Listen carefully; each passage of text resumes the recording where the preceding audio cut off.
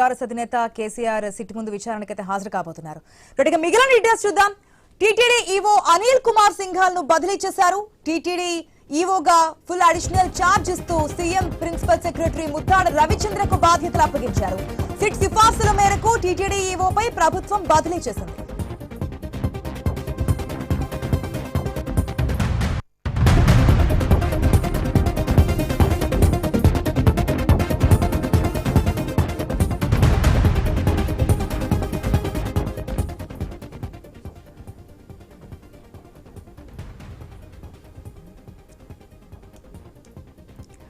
TTD EO Anil Kumar Singhal ను బదిలీ చేశారు. టీటీడీ ఈవోగా ఫుల్ అడిషనల్ ఛార్జ్ ఇస్తూ సీఎం ప్రిన్సిపల్ సెక్రటరీ ముద్దాడ రవిచంద్రకు బాధ్యతలు అప్పగించారు.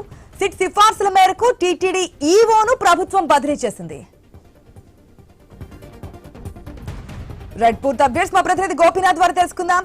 గోపీనాథ్, టీటీడీ ఈవో అనిల్ కుమార్ సింఘాల్ ను బదిలీ చేసినట్టు తెలుస్తుంది. ఆ ప్లేస్ లో ఏదైతే ఫుల్ అడిషనల్ ఛార్జ్ ఇస్తూ సీఎం ప్రిన్సిపల్ సెక్రటరీకి ఛార్జ్ ఇస్తున్నట్టు తెలుస్తుంది. డీటెయిల్స్ ఏంటి?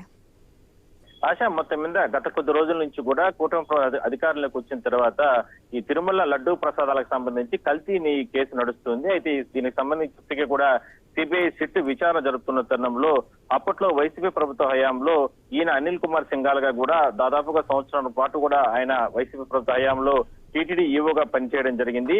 అయితే ఆ కారణాల రీత్యానే సిట్ అధికారులు సిఫారసు చేసిన నేపథ్యంలోనే ప్రస్తుతానికి ఈవో అనిల్ కుమార్ సింఘాల్ ని పక్కన పెట్టాలనే ఉద్దేశంతో ప్రభుత్వం గత 2 రోజుల నుంచి కూడా ఆలోచిస్తూ ఇవాళ కాసేపటి క్రితం నిర్ణయం తీసుకోవడం జరిగింది. అందువల్లనే ఉన్నపలంగా బదిలీ చేస్తూ కూడా అనిల్ కుమార్ సింఘాల్ ని తిరుమల తిరుపతి దేవస్థానాల ఈవోగా ఎగ్జిక్యూటివ్ ఆఫీసర్ గా తప్పిస్తూ కూడా నిర్ణయం తీసుకున్నారు. ఆ ప్లేస్ లో ఆల్రెడీ అటు చీఫ్ సెక్రటరీగా ముఖ్యమంత్రి గారికి స్పెషల్ చీఫ్ సెక్రటరీగా ఉన్నటువంటి రవిచంద్రకు అదనపు బాధ్యతలు ఇవ్వడం జరిగింది.